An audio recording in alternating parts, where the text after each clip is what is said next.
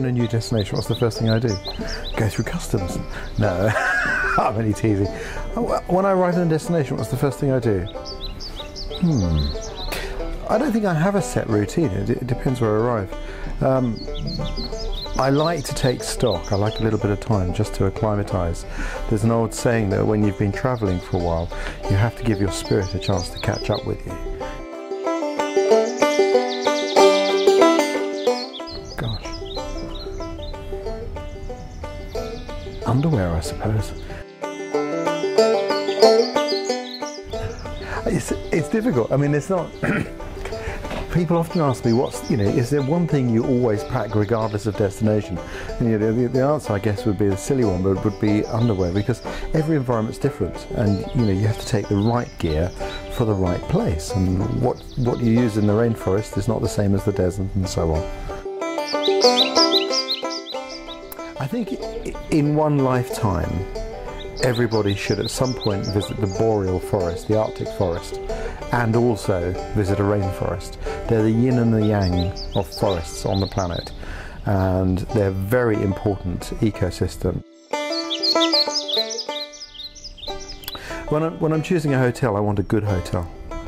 I think I get really frustrated if you go to a hotel and it's uncomfortable or difficult to live in, because quite frankly I can make myself more comfortable when I'm out in the bush. In fact, there have been times when I've checked out of a hotel and gone into the woods because it's easier to live there. So I look for a good hotel. I want a good hotel should make you feel as though you are at home.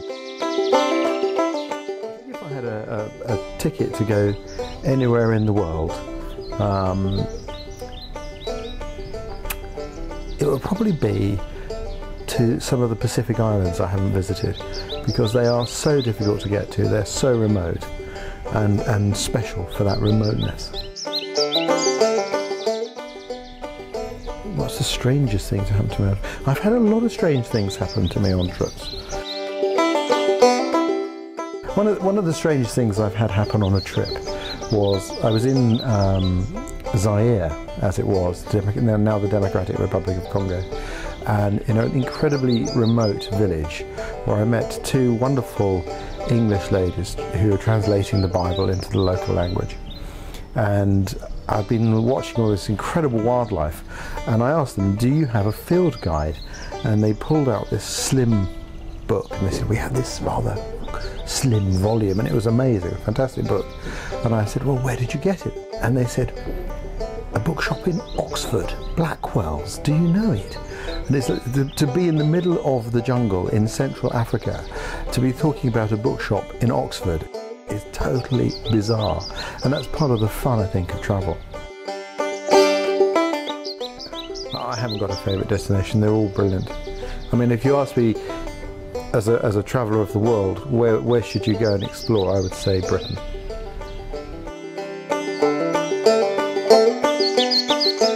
Britain is the most wonderful country. It's so diverse in such a it's so small, and yet it's so diverse, and it's ideal for short breaks.